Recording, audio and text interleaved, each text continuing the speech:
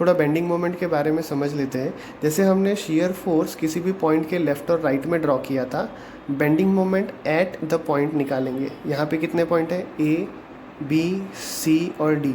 तो bending moment at A, bending moment at C, bending moment at D और bending moment at B, ऐसा निकालेंगे। Bending moment में left right नहीं आता है, सिर्फ पॉइंट पे आता है। शियर फोर्स में लेफ़्ट राइट आएगा। मोमेंट को मैंने समझाया था, मोमेंट होता है फोर्स इंटू डिस्टेंस।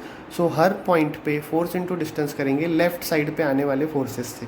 कैसे करेंगे देखो, सबसे पहला है point A, so bending moment at A equal to 0, क्योंकि इसके लेफ़्ट में कुछ भी नहीं है, इस पे आर ए है, तो आर ए के कारण यहाँ पे कोई भी मोमेंट नहीं आएगा, इसलिए bending moment at A 0। Sorry, bending moment at point C, दूसरा पॉइंट है सी। सी में अपन क्या करेंगे, सी के लेफ़्ट में फोर्सेस देखेंगे। देखो सी के लेफ़्ट में कितना है, एक ही फोर्स है 93।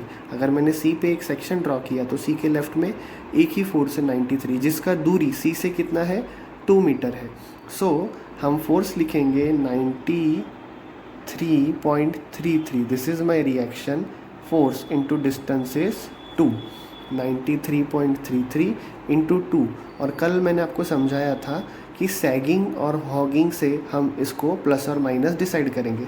मतलब मैंने यहाँ पे इसको फिक्स कर दिया और इसको ऊपर की तरफ फोर्स लगाया, तो ये वाला जो बीम है इतना, ये कैसा रोटेट हो रहा है, ये कैसा जा रहा है, इस तरह से ये जाएगा। और ये कैसा बन रहा है, अगर आप देखो तो ये यहाँ पे मैं ड्रॉ कर रहा हूँ, एक स्माइलिंग फेस बन रहा है। सो इसको हम सैगिंग मोमेंट कहेंगे। Smiling face is always sagging moment, so this is positive. So इसको कैलकुलेट कर लेंगे। बेंडिंग मोमेंट एट सी आ जाएगा।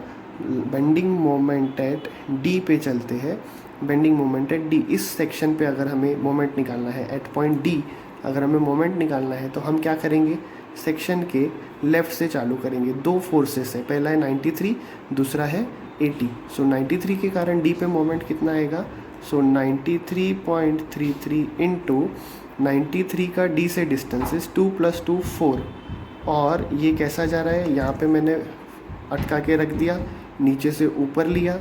अगेन ये जो जा रहा है ये स्माइलिंग फेस बनेगा, सैगिंग है तो पॉजिटिव।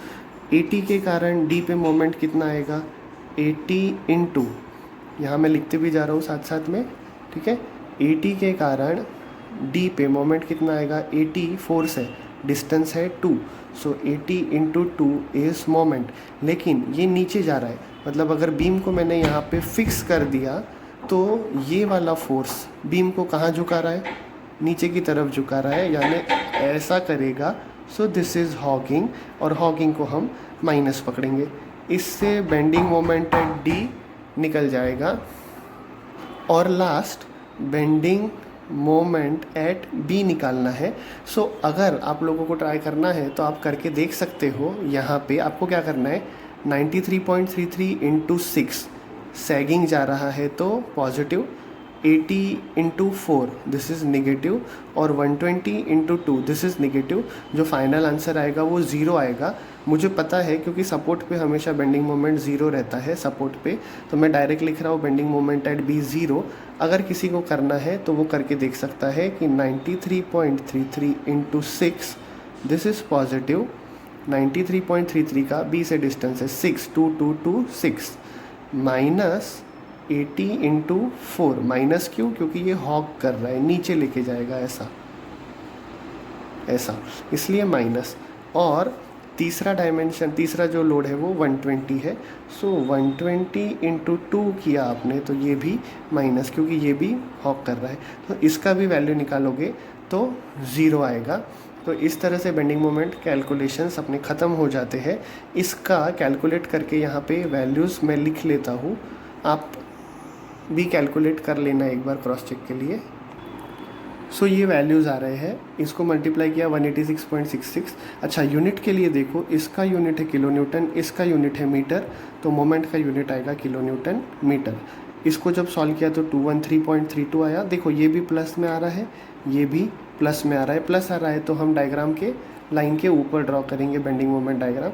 इसको जब मैंने सॉल्व किया तो वैल्यू आता है मेरा 0.02 माइनस में, और this is approximately equal to 0 करके हम इसको 0 ही लिखेंगे। आपको ये कैलकुलेट करने की भी गरज नहीं है पेपर में, स्टार्ट पॉइंट और एंड पॉइंट जहाँ पे सपोर्ट है वहाँ पे मोमेंट आप सीधा सीधा 0 लिख दोगे।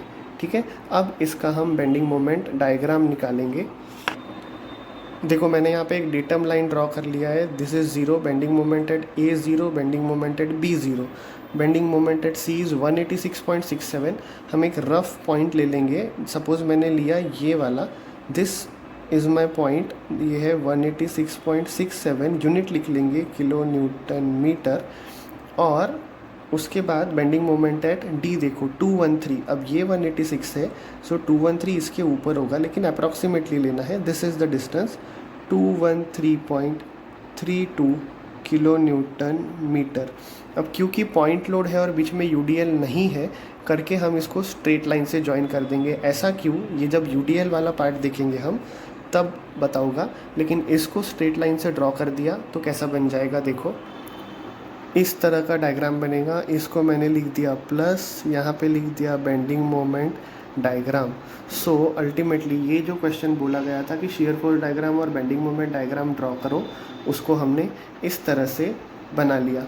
एक बार फिर से ब्रीफ करता हूँ, हमारा पहला स्टेप था सपोर्ट रिएक्शन, ये आपको इजीली आता है।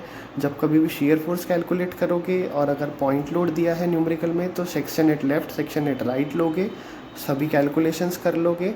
और अगर बेंडिंग मोमेंट बोला है सो बेंडिंग मोमेंट के लिए at point A, C, D और B निकालोगे, सैगिंग वाले को प्लस पकड़ोगे, हॉगिंग वाले को माइनस पकड़ोगे, और अल्टीमेटली इस तरह से शेयर फोर्स और बेंडिंग मोमेंट डायग्राम ड्रॉ कर लोगे। ठीक है, थैंक यू।